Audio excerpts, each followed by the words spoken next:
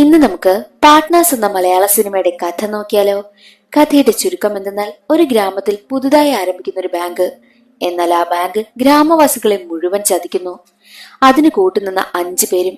ഒടുവിൽ ആ 5 പേർക്കും എന്ത് സംഭവിച്ചു എന്നറിയണ്ടേ? എങ്കിൽ നമുക്ക് വീഡിയോയിലേക്ക് കടക്കാം.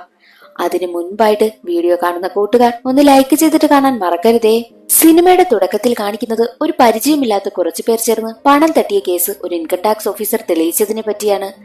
അതിനുശേഷം 1989 കാലഘട്ടം. ഒരു കാറിൽ പോവുകയായിരുന്നു 2 പേർ. എന്നാൽ മറ്റൊരു കാറിൽ വന്ന കുറച്ചു പേരാണെങ്കിൽ അവരെ വളഞ്ഞിട്ട് ആ കാറിലിരുന്ന 2 പേരെയും വെടിവെച്ച് കൊലപ്പെടുത്തുന്നു. ഡ്രൈവർ ആണെങ്കിൽ ഓടി രക്ഷപ്പെട്ട് കളയുകയും ചെയ്യും. പിന്നീട് കാണിക്കുന്നത് 2005 ഓഗസ്റ്റ് കാലഘട്ടമാണ്. ഇൻകം ടാക്സ് ഓഫീസിലേക്ക് ദേവരാജ് എന്നൊരാൾ വരികയാണ്. ഇൻകം ടാക്സ് ഓഫീസറായ പാർത്ഥസാരഥിയെ കാണുവാനായിട്ടാണ് വരുന്നതും. പാർത്ഥസാരഥിയോട് സംസാരിക്കുവാനായി ഇരിക്കുകയാണ് ദേവരാജ്.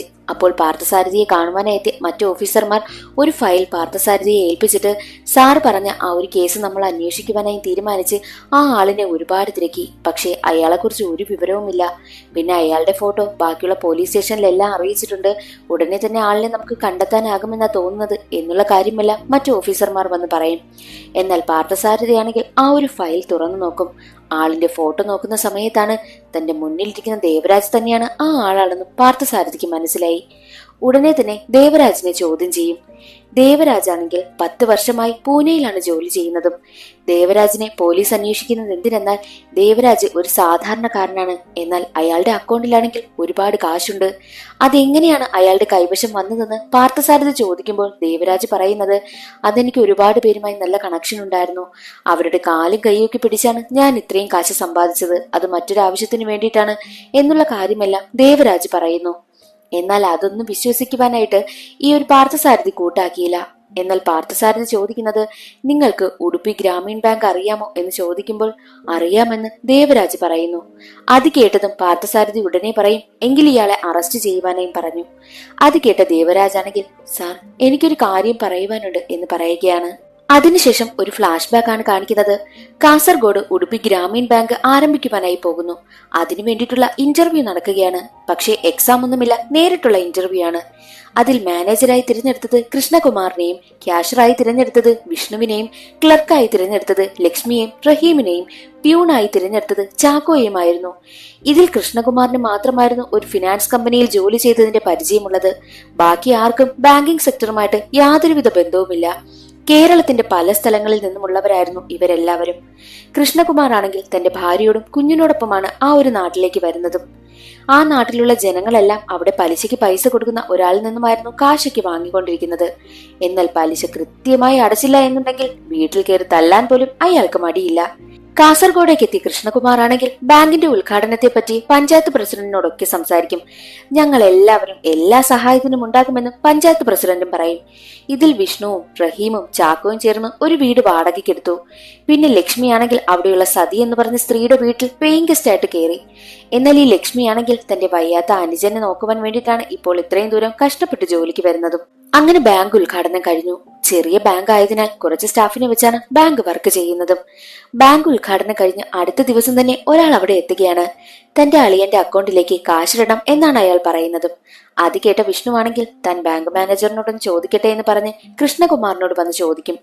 എന്നാൽ കൃഷ്ണകുമാർ ആണെങ്കിൽ അവരുടെ ഹെഡായ വിജയെ വിളിച്ചിട്ട്, ഇങ്ങനെ ഒരാൾ വന്നിട്ടുണ്ട്, ഇവിടെ ഇപ്പോൾ IFSC കോഡ് കിട്ടിയിട്ടില്ലല്ലോ, അതുകൊണ്ട് എന്ത് ചെയ്യണമെന്ന് ചോദിക്കും. എന്നാൽ വിജയ് പറയുന്നത് ആ ഒരു കാശ് വാങ്ങി വെച്ചേക്കാനാണ്. 24 മണിക്കൂർ കഴിയണം ബാങ്കിന് IFSC കോഡ് കിട്ടുവാനായിട്ട്. മാത്രമല്ല ഒരുപാട് ആളുകൾ ലോൺ ചോദിച്ചു വരുന്നതിനാൽ ലോണൊന്നും ഇപ്പോൾ കൊടുക്കണ്ട, എന്തായാലും അവർ വരുമ്പോൾ ഡെപ്പോസിറ്റ് എല്ലാം വാങ്ങി വെക്കുവാനായിട്ടും വിജയ് പറഞ്ഞു. ഇവരെല്ലാവരും ഇപ്പോൾ പ്രൊബേഷൻ പീരീഡിലാണ്. 6 മാസം വരെ അവരുടെ വർക്കിംഗ് മുകളിലുള്ളവരൊക്കെ നോക്കും. അതുകൊണ്ട് തന്നെ മാക്സിമം ടാർഗറ്റ് അച്ചീവ് ചെയ്യുവാനായിട്ടാണ് ഇവർ ശ്രമിക്കുന്നതും. ബാങ്കിലേക്ക് പണയം വെക്കുവാനായിട്ടും ഒരുപാട് പേരെത്തുന്നുണ്ട്. അങ്ങനെ മുകളിലേക്ക് അറിയിച്ച സമയത്ത് ആകെ 1 ലക്ഷം രൂപയാണ് വന്നതും. അത് കാണുന്ന കൃഷ്ണകുമാർ ചിന്തിക്കും, ഈ ഒരു 1 ലക്ഷം രൂപ കൊണ്ട് താൻ എന്ത് ചെയ്യുവാനാ എന്നൊക്കെ കൃഷ്ണകുമാർ ചിന്തിക്കുന്നുമുണ്ട്. ഒരുപാട് പേര് ലോൺ എടുക്കുവാനായി എത്തുന്നുണ്ട്. പക്ഷെ ആർക്കും ലോൺ കൊടുക്കുന്നില്ല. ഹെഡ് ഓഫീസിൽ നിന്നും അപ്രൂവൽ വരാത്തത് കൊണ്ടാണ് ലോൺ കൊടുക്കാനാകാത്തതെന്നാണ് കൃഷ്ണകുമാർ പറയുന്നതും. അങ്ങനെ ഇരിക്കെ ബാങ്കിന്റെ പ്രവർത്തനമൊക്കെ നന്നായിട്ടാണോ നടക്കുന്നതെന്നറിയാൻ വിജയും കൂട്ടരും വരും. എന്നിട്ട് പറയുന്നത് വളരെ മോശമാണ്. ഇവിടെ അക്കൗണ്ട് എടുത്തിരിക്കുന്നവരുടെ എണ്ണം കുറവാണല്ലോ. നിങ്ങൾ ടാർഗറ്റ് അച്ചീവ് ചെയ്തില്ല എന്നുണ്ടെങ്കിൽ നിങ്ങളുടെ ജോലി പോകും. അതുകൊണ്ട് ഈ നാട്ടിലുള്ള ഒരുവിധം എല്ലാവരെയും കൊണ്ടും ഈ ഒരു ബാങ്കിൽ തന്നെ അക്കൗണ്ട് എടുപ്പിക്കണമെന്ന് വിജയ് പറഞ്ഞിട്ട് പോകുന്നു. അങ്ങനെ ഇരിക്കെ ഒരു ദിവസം വിഷ്ണുവും കൂട്ടരും ജീപ്പിൽ കയറുവാനായി വരികയായിരുന്നു. അപ്പോൾ ഒരു സീറ്റിലാണെങ്കിൽ ആരോ തൂവാല വെച്ചിരിക്കുന്നു. വിഷ്ണു അത് മാറ്റിയിട്ട് കയറിയിരിക്കും. എന്നാൽ അത് പത്മ എന്ന പെൺകുട്ടി വെച്ചതായിരുന്നു. അവൾ അവിടേക്ക് വരും. എന്നിട്ട് വിഷ്ണുവിനെ മാറ്റിയിട്ട് അവൾ അവിടെ കയറിയിരിക്കുകയും ചെയ്യുന്നു. ഇതേ പത്മ തന്നെ ബാങ്കിലേക്ക് വരികയാണ്. ഇവിടെ പുതുതായി ആരംഭിച്ച ബാങ്കാണല്ലേ, ഞാനും ബാങ്ക് ടെസ്റ്റ് ഒക്കെ എഴുതിയിരിക്കുക. ഉടനെ റിസൾട്ട് വരും. അത് പാസ്സായി എനിക്ക് ഏതെങ്കിലും ബാങ്കിൽ ജോലിക്ക് കയറാനാകും എന്നൊക്കെയുള്ള കാര്യം പത്മ പറയുന്നു. പത്മ പോയി കഴിഞ്ഞ ഉടനെ തന്നെ വിഷ്ണു ആണെങ്കിൽ ലക്ഷ്മിയോട് ചോദിക്കും, നീ എന്തെങ്കിലും ടെസ്റ്റ് ബാങ്കിലേക്ക് എഴുതിയിരുന്നോ എന്നൊക്കെ ചോദിക്കുമ്പോൾ, ഇല്ല, ഇത് ഹെഡ് ഓഫീസിൽ നിന്നും നമ്മളെ നേരിട്ട് ഇന്റർവ്യൂ ചെയ്ത് എടുത്തതല്ലേ എന്നുള്ള കാര്യം അവൾ പറയുകയാണ്. ആ നാട്ടിലുള്ള ഒരുവിധം എല്ലാവരെയും കൊണ്ട് അക്കൗണ്ട് എടുപ്പിക്കുവാനായിട്ട് അവർ തീരുമാനിച്ചു. പത്മയ്ക്ക് അവിടെയുള്ള ഒരുപാട് പേരെയൊക്കെ അറിയാമല്ലോ. അതുകൊണ്ട് പത്മയെ കൂടെ കൂട്ടുവാനായിട്ടും അവർ തീരുമാനിക്കും. വിഷ്ണുവും പത്മയും ചേർന്നാണ് എല്ലാവരെയും കൊണ്ട് അക്കൗണ്ട് എടുപ്പിക്കുന്ന കാര്യമൊക്കെ ചെയ്യുന്നതും. അതിനിടയിൽ വിഷ്ണുവിനും പത്മയ്ക്കും ഇടയിൽ ഒരു ഫ്രണ്ട്ഷിപ്പ് വളരുകയും അത് പ്രണയമായി മാറുകയും ചെയ്തു. ഒരു ദിവസം ഒരു പെൺകുട്ടി ബാങ്കിലേക്ക് ഫീസ് അടയ്ക്കുവാനായി എത്തും. അവൾ ഫീസ് അടച്ചിട്ട് അവിടെ നിന്ന് പോയി 2 ദിവസം കഴിഞ്ഞിട്ട് വീണ്ടും ബാങ്കിലേക്ക് വരും. ഞാൻ ഇവിടെ നിന്നാ ഫീസ് അടച്ചത്, പക്ഷേ എന്റെ ഹാൾ ടിക്കറ്റ് മാത്രം വന്നിട്ടില്ല. ബാക്കിയുള്ള എല്ലാ കുട്ടികളുടേതും വന്നു. എന്താ എനിക്ക് വരാത്തത്? ഞാൻ അവിടെ അന്വേഷിച്ചപ്പോൾ അവർക്ക് കാശ് എത്തിയിട്ടില്ല എന്നുള്ള കാര്യമാണല്ലോ പറയുന്നതെന്നും അവൾ വന്ന് പറയുന്നു. അതെന്തെങ്കിലും ടെക്നിക്കൽ എറർ ആകുമെന്ന് പറഞ്ഞ് ലക്ഷ്മി അവളെ സമാധാനിപ്പിച്ച് അവിടെ നിന്ന് പറഞ്ഞുവിടും. എന്നാൽ അവർക്കാണെങ്കിൽ ടാർഗറ്റ് അച്ചീവ് ചെയ്യാൻ പറ്റാത്തതിന്റെ ടെൻഷനാണ്. 10 ലക്ഷം രൂപയെങ്കിലും ടാർഗറ്റ് അച്ചീവ് ചെയ്യണം. എന്നാൽ ഇപ്പോൾ ആകെ 1-2 ലക്ഷം രൂപ ആയതേയുള്ളൂ. അതുകൊണ്ട് എങ്ങനെയെങ്കിലും നാട്ടുകാരെ കൊണ്ട് അക്കൗണ്ട് എടുപ്പിക്കുവാനായി തീരുമാനിച്ചു. പക്ഷേ നാട്ടുകാരെല്ലാവരും അവരവരുടെ കയ്യിലിരിക്കുന്ന പൈസ കൊണ്ടുവന്ന് ബാങ്കിലിടുമോ? ഇല്ല. നാട്ടുകാരുടെ കയ്യിൽ ആകെയുള്ള പൈസയും പലിശക്കാരനാണ് പോകുന്നത്. അതുകൊണ്ട് തന്നെ പലിശക്കാരനെ ചെന്ന് കണ്ടിട്ട് അയാളെ കൊണ്ടൊരു അക്കൗണ്ട് എടുപ്പിക്കാമെന്നും അവർ തീരുമാനിക്കും. എന്നിട്ട് നേരെ ആ ഒരു പലിശക്കാരന്റെ വീട്ടിലേക്ക് പോകുന്നു. അപ്പോൾ അവർ കണ്ട കാഴ്ച, അയാളാണെങ്കിൽ കത്തിയിലെ രക്തം കഴുകി കളയുന്നതാണ്. ആരെയോ കൊന്ന് ചാക്കിൽ കെട്ടി വെച്ചിരിക്കുന്നു. അത് കണ്ട് അവരും ഒന്ന് ഞെട്ടിപ്പോകും. എന്നിട്ട് വന്ന വിവരം ആ ഒരു പലിശക്കാരനെ അറിയിക്കുന്നു. പക്ഷെ അയാളാണെങ്കിൽ എനിക്ക് ബാങ്കിൽ നിന്നും വന്ന് അക്കൗണ്ട് എടുക്കേണ്ട ആവശ്യമില്ല എന്ന് തന്നെ നേരിട്ട് പറയുന്നു. അയാൾ ഒരിക്കലും അക്കൗണ്ട് എടുക്കില്ല എന്ന് മനസ്സിലാക്കി കൃഷ്ണകുമാർ ആണെങ്കിൽ വേറെ വഴിയില്ലാതെ ഒരു 5 ലക്ഷം രൂപ പലിശയ്ക്ക് തരുമോ എന്ന് ചോദിക്കും. അത് കൊടുക്കാനായും അയാൾ തയ്യാറാകും. പക്ഷേ കൃത്യമായിട്ട് പലിശ തിരിച്ചടച്ചില്ല എന്നുണ്ടെങ്കിൽ എന്റെ സ്വഭാവം നിങ്ങൾ മനസ്സിലാക്കുമെന്ന് പ്രത്യേകം പറഞ്ഞിട്ടാണ് കാശ് കൊടുക്കാനായി തയ്യാറായത്. ആദ്യം കാണിച്ചല്ലോ ഒരാൾ അയാളുടെ അളിയന്റെ അക്കൗണ്ടിലേക്ക് കാശ് ഇടുവാനായി എത്തിയത്. അയാൾ വീണ്ടും വരികയാണ്. ഞാൻ എന്റെ അളിയന്റെ അക്കൗണ്ടിൽ അന്നിട്ട കാശ് ഇതുവരെ എത്തിയിട്ടില്ല, അതെന്താന്ന് ചോദിക്കും. വിഷ്ണുവിനൊക്കെ ആകെ ടെൻഷനായി. വിഷ്ണുവും ചാക്കോയും അതിനെപ്പറ്റി അന്വേഷിക്കുവാനായിട്ട് ഹെഡ് ഓഫീസിലേക്ക് പോകുന്നു. എന്നാൽ അവിടെ എത്തിയ സമയത്ത് അവിടെ ഉണ്ടായിരുന്ന ആൾ പറഞ്ഞത്, ഉടുപ്പി ഗ്രാമീൺ ബാങ്കിന്റെ ബ്രാഞ്ച് അവിടെ ആരംഭിച്ചോ? അത് ഞങ്ങൾ അറിഞ്ഞില്ലല്ലോ എന്നായിരുന്നു അവർ പറഞ്ഞതും. അത് കേട്ട് വിഷ്ണുവും ചാക്കോയും ഞെട്ടി. അവർ വീണ്ടും അതിനെപ്പറ്റി അന്വേഷിക്കുവാനായും തുടങ്ങി. ഉടുപ്പി ഗ്രാമീൺ ബാങ്കിന്റെ വെബ്സൈറ്റ് സെർച്ച് ചെയ്ത് നോക്കിയ സമയത്ത് ഇവരിപ്പോൾ ഉള്ള നാട്ടിൽ അവർ ബ്രാഞ്ച് ആരംഭിച്ചിട്ടില്ല. ആരംഭിക്കാൻ പോകുന്നു എന്ന് മുൻപ് പറഞ്ഞിട്ടുള്ളതല്ലാതെ ആരംഭിച്ചിട്ടേയില്ല. ആരോ തങ്ങളെ കബളിപ്പിച്ചു എന്ന കാര്യം വിഷ്ണുവിനും ചാക്കോയ്ക്കും മനസ്സിലായി. അതേസമയം തന്നെ ബാങ്കിലാണെങ്കിൽ പഞ്ചായത്ത് പ്രസിഡന്റ് ഒരു വലിയ തുകയുമായി എത്തിയിരിക്കുകയാണ് അവിടെ അക്കൗണ്ട് തുടങ്ങുവാനായിട്ട്. അത് ഡെപ്പോസിറ്റ് ചെയ്യുന്ന കാര്യം വിഷ്ണുവും ചാക്കോയും അറിയുന്നു. എങ്ങനെയും അത് തടയണം. ആ ഒരു എമൗണ്ട് അയാൾ ഡെപ്പോസിറ്റ് ചെയ്യാൻ പാടില്ല. അതിനു മുൻപ് നമുക്കവിടെ എത്തണമെന്നും വിഷ്ണുവും ചാക്കോയും തീരുമാനിക്കും. എന്നാൽ അവരെത്തുന്നതിന് മുൻപ് തന്നെ ആ ഒരു പഞ്ചായത്ത് പ്രസിഡന്റ് പണവും നിക്ഷേപിച്ചിരുന്നു. അവിടെ എത്തി വിഷ്ണു ആണെങ്കിൽ കാര്യമെല്ലാം തുറന്നു പറഞ്ഞു. നമ്മളെ ആരോ കബളിപ്പിച്ചിരിക്കുക. ഉടുപ്പി ഗ്രാമീൺ ബാങ്കിന്റെ വെബ്സൈറ്റിൽ ഇവിടെ ഒരു ബ്രാഞ്ച് ആരംഭിച്ചതിന്റെ യാതൊരുവിധ സൂചനയുമില്ല.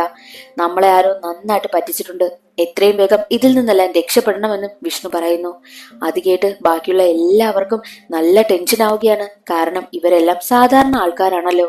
ഇവർക്കതൊന്നും അറിയത്തില്ലായിരുന്നു. പണി കിട്ടിയതാ. അവർ 5 പേരും രക്ഷപ്പെടാമെന്ന് കരുതി പുറത്തേക്ക് ഇറങ്ങുന്ന സമയത്ത് പോലീസ് ഇൻസ്പെക്ടറായ ഷാനവാസ് അവിടെ ഉണ്ടായിരുന്നു. പിന്നീട് പ്രസന്റ് ആണ് കാണിക്കുന്നത്. ദേവരാജ് പാർത്ഥസാരഥിയോട് പറയും, ഒരു 5 പേര് അവര് ബാങ്കിന്റെ ഇന്റർവ്യൂ അറ്റൻഡ് ചെയ്ത് അവിടെ ജോലിക്ക് കയറി. എന്നാൽ അത് പറ്റിപ്പാണെന്ന് അറിഞ്ഞ സമയത്ത് രക്ഷപ്പെടാൻ ശ്രമിച്ചതിൽ എന്താ തെറ്റെന്ന് ചോദിക്കുമ്പോൾ പാർത്ഥസാരഥി പറയും, അതല്ല ഇവിടെ പ്രശ്നം. നിന്റെ അക്കൗണ്ടിലേക്ക് ഈ ഒരു ബ്രാഞ്ചിൽ നിന്നും കുറച്ച് കാശ് വന്നിട്ടുണ്ടല്ലോ, അത് എന്താണെന്ന് ചോദിച്ചുകൊണ്ട് അതിന്റെ ഡീറ്റെയിൽസ് കാണിച്ചു കൊടുക്കുന്നു. പിന്നീട് വീണ്ടും ഫ്ലാഷ് ബാക്കിലേക്കാണ് പോകുന്നത്. ഷാനവാസ് അവരെ 5 പേരെയും കൂട്ടിക്കൊണ്ടു പോകുന്നത് വിജയ്ക്ക് അടുത്തേക്കായിരുന്നു. വിജയാണ് ഇതിനെല്ലാത്തിനും പിന്നിൽ. വിജയ് 5 പേരോടും ചോദിക്കും, നിങ്ങൾ 5 പേരും ഓരോ തരത്തിലുള്ള ക്രിമിനൽ കേസുകളിൽ ഉൾപ്പെട്ടവരല്ലേ? പിന്നെ നീ ഒരു സേട്ടിനൊപ്പം നിന്ന് അയാളെ പറ്റിച്ച് കുറച്ച് കാശുമായി മുങ്ങിയതല്ലേ? നിന്റെ പേരിൽ കേസൊക്കെ ഉള്ളതല്ലേ എന്ന് വിഷ്ണുവിനോട് ചോദിക്കും. പിന്നെ കൃഷ്ണകുമാറിനോട് ചോദിക്കും, നീയും നിന്റെ ഭാര്യയും റെഡ് സ്ട്രീറ്റിൽ നിന്ന് മുങ്ങുന്ന സമയത്ത് അവിടെയുള്ള ഒരാളെ കൊന്നിട്ടല്ലേ നീ രക്ഷപ്പെട്ടു പോയതെന്നും ചോദിക്കും. എന്നിട്ട് ബാക്കിയുള്ളവർ ഓരോരുത്തരും ചെയ്ത ക്രൈമിനെ പറ്റിയൊക്കെ വിജയ് പറയും. ഇതെല്ലാം ഞാൻ അറിഞ്ഞിട്ടാ നിങ്ങളെ 5 പേരെയും ഇതിലേക്ക് സെലക്ട് ചെയ്തത്. ഇന്റർവ്യൂ ചെയ്യുന്ന സമയത്തെ നിങ്ങളോട് നിങ്ങൾ എന്തെങ്കിലും ക്രൈമിൽ ഉൾപ്പെട്ടിട്ടുണ്ടോ എന്ന് ചോദിച്ച സമയത്ത് നിങ്ങൾ എന്താ പറഞ്ഞത്? ഇല്ല എന്നല്ലേ? പക്ഷെ ഞങ്ങൾക്കതെല്ലാം അറിയാമായിരുന്നു. ഞങ്ങളോടൊപ്പം നിന്നില്ല എന്നുണ്ടെങ്കിൽ ഓരോ കേസുകളും ഞങ്ങൾ കുത്തിപ്പൊക്കും, നിങ്ങളെ അകത്താക്കും. പിന്നെ ഈ ഒരു സ്കാമും നിങ്ങൾ നടത്തിയതാണെന്ന് നിങ്ങളുടെ മണ്ടയിൽ തന്നെ ഇട്ടു തരുമെന്നും വിജയ് പറയുന്നു. അത് കേട്ട് 5 പേരും പേടിക്കുകയാണ്. ഇനി എന്ത് ചെയ്യുമെന്ന് അവർ ചിന്തിക്കും. വിജയ്ക്കൊപ്പം നിൽക്കണമെന്നും വിജയ് പറയുന്നു. അവിടുത്തെ ഗ്രാമവാസികൾ മുൻപേ അറിഞ്ഞിരുന്നല്ലോ ഉടുപ്പി ഗ്രാമീൺ ബാങ്കിന്റെ ബ്രാഞ്ച് ആരംഭിക്കുവാനായി പോകുന്ന കാര്യം. ആ ഒരു കോൺട്രാക്ട് കിട്ടിയത് വിജയ്ക്കായിരുന്നു. അതുകൊണ്ട് തന്നെ വിജയ് ഒരു സ്കാം ചെയ്യുവാനായും തീരുമാനിച്ചു. ആ ഒരു ബ്രാഞ്ച് ആരംഭിക്കുന്നതിന് മുൻപ് തന്നെ ഒരു ഡമ്മി ബ്രാഞ്ച് അവിടെ ആരംഭിക്കും. അതിലേക്ക് ഈ 5 പേരെയും ജോലിക്കായി സെലക്ട് ചെയ്തു. അതുവഴി ഒരുപാട് കാശുകൾ തട്ടിയെടുക്കുക എന്നായിരുന്നു വിജയുടെ ലക്ഷ്യം. യഥാർത്ഥ ബ്രാഞ്ച് ആരംഭിക്കുന്നതിന് മുൻപ് തന്നെ അവിടെ നിന്ന് ഒരുവിധം കാശും തട്ടിയെടുത്ത് മുങ്ങുക, അത് തന്നെയായിരുന്നു അവരുടെ ലക്ഷ്യം. ഇവരുടെ ഈ ഒരു പ്ലാനിനെ ഇനിയും കൂട്ടു നിൽക്കണമെന്ന് 5 പേരോടും പറഞ്ഞു. അവരതിന് വേറെ വഴിയില്ലാതെ സമ്മതിക്കുകയും ചെയ്യും. 5 പേരും പോയി കഴിയുന്ന സമയത്ത് ഷാനവാസ് ചോദിക്കും, ഇവർ നമ്മളോടൊപ്പം നിൽക്കുമോ അതോ നമ്മളെ പറ്റിക്കുമോ? വിജയ് പറയുന്നത്, ഏയ് ഇവരിന് നമ്മളെ ചതിക്കാനൊന്നും പോകുന്നില്ല. കാരണം ഇവരുടെ കൂട്ടത്തിലുള്ള ഒരാളെ എന്റെ ആളാണെന്ന് വിജയ് പറയുന്നു. അതിനുശേഷം കാണിക്കുന്നത് 5 പേരും വീണ്ടും പഴയതുപോലെ ബാങ്കിലെത്തിയിരിക്കുകയാണ്. മനസ്സില്ലാ മനസ്സോടെയാണ് അവിടെ ജോലി ചെയ്യുന്നതും. ഒരുപാട് പേർ വന്ന് അക്കൗണ്ട് എടുക്കുന്നുമുണ്ട്.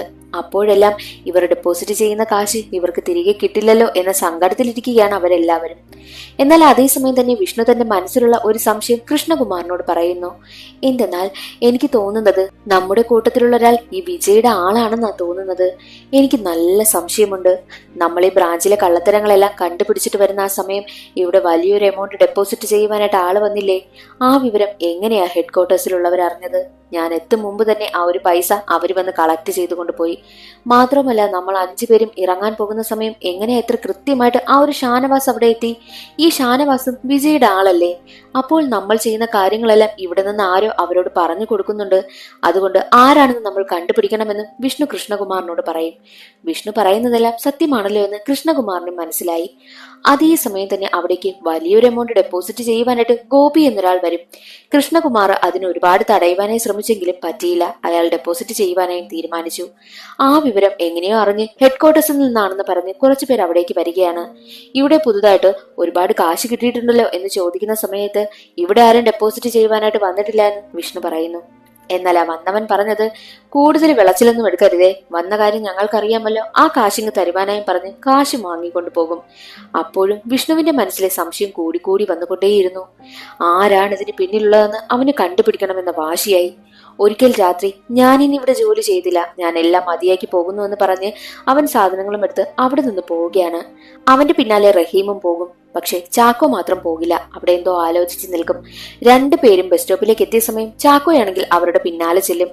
അതേസമയം തന്നെ ഹെഡ് ക്വാർട്ടേഴ്സിൽ നിന്നാണെന്ന് പറഞ്ഞ് വിജയുടെ ആളുകൾ വന്ന് അവന്മാരെ തൂക്കിക്കൊണ്ടു പോവുകയാണ്.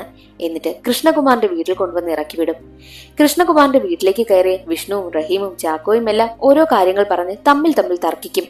ഓരോന്ന് പറഞ്ഞ് അവർ തർക്കിച്ചുകൊണ്ട് നിൽക്കുമ്പോൾ ലക്ഷ്മി മുന്നോട്ട് വന്നിട്ട്, മതി നിർത്ത്, ഞാൻ ആ വിജയ്ക്ക് എല്ലാ കാര്യങ്ങളും പറഞ്ഞു കൊടുത്തതെന്ന് പറയുന്നു. യഥാർത്ഥത്തിൽ ഒറ്റക്കാരി ലക്ഷ്മിയായിരുന്നു. ലക്ഷ്മി മാത്രമല്ല, ചാക്കോയും ഉണ്ടായിരുന്നു. ഞങ്ങൾക്ക് 2 പേർക്കും ഈ കാര്യങ്ങൾ അറിയാം, ഇത് സ്കാം ആണെന്ന്. ഞാനിത് അറിഞ്ഞു വെച്ചുകൊണ്ട് തന്നെയാ ഇതിലേക്ക് വന്നത്. എന്റെ അനിയന്റെ ചികിത്സയ്ക്കുള്ള കാശ് എനിക്ക് കിട്ടും. അതിനുവേണ്ടി മാത്രമാ ഞാൻ ഇതിൽ നിൽക്കുന്നത്. വേറെ ഒരു നിവൃത്തിയും എനിക്കില്ല. ഞാൻ എന്തെന്ന് പറഞ്ഞാലും ഈ ഒരു കാര്യത്തിന് കൂട്ടു നിൽക്കും. അവർക്ക് കിട്ടേണ്ട കാശ് അവർക്ക് കിട്ടിക്കഴിഞ്ഞാൽ അതിലൊരു ഓഹരി നമുക്കും തരും. അതുകൊണ്ട് ഞാൻ ഇനി ആരൊക്കെ ഉണ്ടെന്ന് പറഞ്ഞാലും ഇല്ലെന്ന് പറഞ്ഞാലും ഞാൻ ഇതിനൊപ്പം നിൽക്കുമെന്നും ലക്ഷ്മി പറയുന്നു. വേറൊരു നിവർത്തിയില്ലാതെ അവർക്ക് 5 പേർക്കും അതിൽ കൂട്ടു നിൽക്കേണ്ടി വന്നു. എന്നാൽ ഇവരാണെങ്കിൽ ആ പലിശക്കാരന്റെ കയ്യിൽ നിന്ന് 5 ലക്ഷം രൂപ വാങ്ങിയിരുന്നല്ലോ. അതിന്റെ പലിശ വാങ്ങുവാനായിട്ട് ഒരാൾ വരികയാണ്. അയാൾ പറഞ്ഞത്, വിജയ് സാറ് ആ ഒരു പലിശക്കാരന്റെ വീട്ടിലുണ്ട്, മിക്കവാറും ഇങ്ങോട്ട് വരും, അതുകൊണ്ട് നിങ്ങളുടെ പേപ്പറെല്ലാം ക്ലിയർ ആക്കി വെച്ചു എന്ന് പറയും. അത് കേൾക്കുന്നതും ഈ ഒരു വിജയും ആ ഒരു പലിശക്കാരനും തമ്മിൽ എന്തോ കണക്ഷൻ ഉണ്ടെന്ന് കൃഷ്ണകുമാറിന് മനസ്സിലായി. ആ കാര്യം അവർ ചർച്ച ചെയ്യുന്ന സമയത്ത് റഹീം ഒരു കാര്യം പറയും. ഈ പലിശക്കാരന്റെ കൈവശം ഒരുപാട് സ്വർണമുണ്ട്. ആ സ്വർണം കൈക്കലാക്കുവാൻ വേണ്ടിയിട്ടാണ് വിജയ് അയാളോടൊപ്പം കൂടിയിരിക്കുന്നത്. അതും പറഞ്ഞ് ഒരു കഥ പറയുന്നു. 50 കാലഘട്ടം. അന്ന് ഈ കാസർഗോഡ് നേവൽ പെട്രോളിംഗ് ഇല്ലാത്ത സമയം ദുബായിൽ നിന്ന് ഒരുപാട് സാധനങ്ങൾ എത്തുമായിരുന്നു. അതെല്ലാം ഇറക്കുന്നത് കാസർഗോഡായിരുന്നു. അതിൽ സ്വർണമുണ്ടായിരുന്നു. അതെല്ലാം കൈമാറ്റം ചെയ്യുന്നതിന് കൂട്ടു നിൽക്കുന്നത് മൂസയായിരുന്നു. മൂസയ്ക്കൊപ്പം ഡ്രൈവറായിട്ട് നിന്ന ആളായിരുന്നു ഈ ഒരു പലിശക്കാരൻ. എന്നാൽ ഇയാളുടെ ലക്ഷ്യം മൂസയുടെ കൈവശമുള്ള ആ ഒരു സ്വർണമൊക്കെ എങ്ങനെയെങ്കിലും തട്ടിയെടുക്കണമെന്നായിരുന്നു. ഒരിക്കൽ വന്ന ചരക്കിൽ നിന്നുമുള്ള സ്വർണമാണെങ്കിൽ ആരോ കടത്തിക്കൊണ്ടുപോയി. അത് മറ്റാരുമല്ല, ഈ ഒരു പലിശക്കാരൻ തന്നെയായിരുന്നു. അതാരെന്ന് മൂസയ്ക്കും അറിയുവാൻ വയ്യ. ബോംബെയിൽ നിന്നും സ്വർണം തിരക്കി ആളെത്തിയ സമയത്ത് മൂസയുടെ കൈവശമുണ്ടോ? ഇല്ല. അവർ കരുതിയത് മൂസ മനഃപൂർവ്വം ആ സ്വർണമെല്ലാം മുക്കിയെന്നായിരുന്നു. അതുകൊണ്ട് തന്നെ ബോംബെയിൽ നിന്ന് വന്നവരാണെങ്കിൽ മൂസയും കൂടെ ഉണ്ടായിരുന്ന ആളിനെയും കാറിൽ തടഞ്ഞു നിർത്തി വെടിവെച്ചു കൊന്നു. ആ ഒരു സീനാണ് സിനിമയുടെ തുടക്കത്തിൽ കാണിച്ചതും. അപ്പോൾ ഒരു ഡ്രൈവർ ഇറങ്ങി ഓടിയെന്ന് പറഞ്ഞില്ലേ, അത് ഈ പലിശക്കാരനായിരുന്നു. അയാൾ ആ സ്വർണവും കൊണ്ട് ആ നാട്ടിൽ തന്നെ ജീവിക്കുവാനായി തീരുമാനിച്ചു. അവിടെ സ്വന്തമായ ഒരു വസ്തു വാങ്ങി വീടൊക്കെ വെച്ച് കൃഷിയും ചെയ്ത് ജീവിക്കുകയാണ്. പക്ഷേ എന്നാൽ ഇന്നും അയാളുടെ കൈവശം ആ സ്വർണമുണ്ട്. എന്നെങ്കിലും ആ ബോംബെക്കാർ തന്നെ തിരക്കി വരുമോ എന്ന് പേടിച്ചാണ് ജീവിക്കുന്നതും. അതുകൊണ്ട് തന്നെയാണ് അയാളോടൊപ്പം ബോഡി ഗാർഡ്സിനെ പോലെ കുറച്ച് ആളുകൾ കൂടെയുള്ളതും. എന്ന് നമ്മൾ അയാളുടെ വീട്ടിലെത്തിയോ അന്നാണ് അയാൾ യഥാർത്ഥത്തിൽ ആരാണെന്ന് എനിക്ക് മനസ്സിലായതെന്നും റഹീം പറയും. കാരണം എന്തെന്നാൽ മരണപ്പെട്ടു പോയ ആ ഒരു മൂസ റഹീമിന്റെ മാമനാണ്. എന്നിട്ട് പറയും, വിജയുടെ ഏറ്റവും വലിയ ലക്ഷ്യം പലിശക്കാരന്റെ കയ്യിലുള്ള സ്വർണം തട്ടിയെടുക്കുക. അത് കൈക്കലാക്കി കഴിഞ്ഞാൽ ഉറപ്പായും അയാൾ ഇവിടെ നിന്ന് മുങ്ങും. നമ്മളെ ഈ ഒരു സ്കാമിൽ ഇട്ട് കൊടുത്തിട്ടായിരിക്കും അയാൾ പോകുക. നമ്മൾക്കാണ് പണി കിട്ടാൻ പോകുന്നതെന്നും അവരെല്ലാവരും ചർച്ച ചെയ്യും. അത്രയും നാൾ വരെ ആ ഒരു വിജയ്ക്ക് ഇൻഫർമേഷനൊക്കെ കൈമാറിക്കൊണ്ടിരുന്ന ലക്ഷ്മിയും ചാക്കോയും ഇനി മുതൽ അത് ചെയ്യില്ല. അതുകൊണ്ട് വിഷ്ണുവിനും കൂട്ടർക്കുമൊപ്പം നിൽക്കുവാനായും തീരുമാനിച്ചു. അതിനുശേഷം പ്രസന്റ് ആണ് കാണിക്കുന്നത്. ദേവരാജിനെ ക്വസ്റ്റ്യൻ ചെയ്തുകൊണ്ടിരിക്കുകയാണല്ലോ. ദേവരാജിനോട് പറയുന്നു, ഇന്ത്യ നേപ്പാൾ അതിർത്തിയിൽ നിന്നും നിങ്ങളുടെ കാറ്, പൂനെ രജിസ്ട്രേഷൻ കാർ കിട്ടിയിട്ടുണ്ട്. അത് നിങ്ങളാണ് അതിന്റെ ഓണർ. ആ കാർ എങ്ങനെ അവിടെ വന്നു ചോദിക്കുമ്പോൾ അതെനിക്കറിയത്തില്ല, ഞാനൊരു 3-4 മാസം മുൻപ് ഈ ഒരു കാറ് വിറ്റതാ. ദേവരാജും വിഷ്ണുവും നല്ല കൂട്ടുകാരായിരുന്നു. അതുകൊണ്ടാണ് ദേവരാജിനെ ഇങ്ങനെ അവർ ക്വസ്റ്റ്യൻ ചെയ്യുന്നത്. മാത്രവുമല്ല, ഈ പാർത്ഥസാരഥിയെ മുൻപ് വിഷ്ണു പറ്റിച്ചിട്ടുണ്ട്. എങ്ങനെയെന്നാൽ ഈ ഒരു പലിശക്കാരനില്ലേ, പലിശക്കാരന്റെ വീട്ടിൽ ഒരുപാട് സ്വർണമുണ്ടെന്ന കാര്യം ഇൻകം ടാക്സ് ഓഫീസറായ പാർത്ഥസാരഥിയെ അറിയിച്ചു. അവർക്ക് എങ്ങനെയെങ്കിലും വിവരം കിട്ടിയാൽ മതിയല്ലോ അവിടെ പോയി അന്വേഷിക്കുവാനായിട്ട്. അങ്ങനെ അവർ നേരെ പലിശക്കാരന്റെ വീട്ടിലേക്ക് വന്നു. അവിടെ ആകെ അന്വേഷിക്കുന്ന സമയത്ത് സ്വർണം കിട്ടിയില്ല. പക്ഷേ കണക്കിൽപ്പെടാത്ത കുറെ കാശ് കിട്ടി. അപ്പോൾ ആ പലിശക്കാരൻ പറയുന്നത്, അത് നിങ്ങൾ കൊണ്ടുപോയിക്കോ, ആ പൈസ പോയെന്ന് ഞാൻ അങ്ങ് കരുതിയേക്കാമെന്ന് പറയുന്നു. എന്നാൽ അവർക്ക് അറസ്റ്റ് ചെയ്യുവാനുള്ള വകുപ്പുണ്ടായെങ്കിലും പാർത്ഥസാരഥി അറസ്റ്റ് ചെയ്യില്ല. അതിനുള്ള കണക്കും കാര്യങ്ങളെല്ലാം എന്നെ കാണിക്കണമെന്നായിരുന്നു പാർത്ഥസാരഥി പറഞ്ഞിട്ട് പോകുന്നതും. എന്നാൽ മറ്റൊരു വശത്ത് വിഷ്ണു ആണെങ്കിൽ പത്മയെ ഇപ്പോൾ ഒഴിവാക്കുകയാണ്. അത് മനസ്സിലാക്കിയ പത്മയാണെങ്കിൽ അവനോട് വിവരം തിരക്കുന്ന സമയത്ത്, എനിക്കിപ്പോൾ അതൊന്നും തുറന്നു പറയുവാനേ പറ്റത്തില്ല. ഞാനിപ്പോൾ വലിയൊരു സ്കാമിൽ പെട്ടിരിക്കുകയാണ്. അതൊന്നും എനിക്ക് നിന്നോട് പറയാൻ പറ്റില്ല. അതുകൊണ്ട് നമ്മൾ രണ്ടുപേരും പിരിയുന്നതാണ് നല്ലതെന്ന് പറഞ്ഞ് അവളുമായിട്ട് പിരിയുകയാണ് ചെയ്യുന്നത്. അവൾക്കും അവനും അത് താങ്ങാൻ പറ്റാത്ത അവസ്ഥയാണ്. ഒരിക്കൽ ആ പലിശക്കാരനെ ആരോ ഫോളോ ചെയ്യുന്നതായി അയാൾക്ക് തോന്നുന്നു. ബോംബെക്കാരാണെന്ന് അയാൾക്ക് മനസ്സിലായി. അയാൾ പേടിച്ച് വണ്ടി സ്പീഡിന് ഓടിക്കും. എന്നാൽ അവരെ പറഞ്ഞു വിട്ടത് യഥാർത്ഥത്തിൽ വിജയ് തന്നെയായിരുന്നു. എങ്ങനെയെങ്കിലും പലിശക്കാരന്റെ കൈവശമുള്ള സ്വർണം അവന് കൈക്കലാക്കണമല്ലോ. പലിശക്കാരനാണെങ്കിൽ പേടിച്ച് ആ ഒരു സ്വർണമെല്ലാം മാറ്റുവാനായി തീരുമാനിക്കുന്നു. 150 കിലോ സ്വർണമുണ്ട്. അതെങ്ങനെയെങ്കിലും അവിടെ നിന്ന് മാറ്റണമെന്ന് പലിശക്കാരൻ തീരുമാനിച്ചു. അതിനുള്ള വഴി ചോദിച്ചതോ വിജയിയോട്. കള്ളന്റെ കയ്യിൽ താക്കോലേൽപ്പിക്കും പോലെ ആയില്ലേ. അങ്ങനെ വിജയ് ഒരു ഐഡിയ പറഞ്ഞു കൊടുക്കും. അവരുടെ ബാങ്കിലെ ലോക്കറിൽ സൂക്ഷിക്കുവാനായും പറഞ്ഞു. അതിനു വേണ്ടിയിട്ടുള്ള എല്ലാ പേപ്പറും ക്ലിയർ ചെയ്യുവാനായിട്ടും ബാക്കിയുള്ളവരോടും പറയുകയാണ്. വ്യാഴാഴ്ച രാത്രി പലിശക്കാരൻ സ്വർണവുമായി എത്താമെന്ന് പറഞ്ഞു. എന്നാൽ വിജയുടെ പ്ലാൻ ആണെങ്കിൽ വ്യാഴാഴ്ച രാത്രി ആ ഒരു പലിശക്കാരൻ സ്വർണം കൊണ്ടുവന്ന് വെക്കുമല്ലോ. അത് കഴിഞ്ഞ് ആ സ്വർണവുമായി മുങ്ങണം. അതാണ് വിജയുടെ പ്ലാൻ.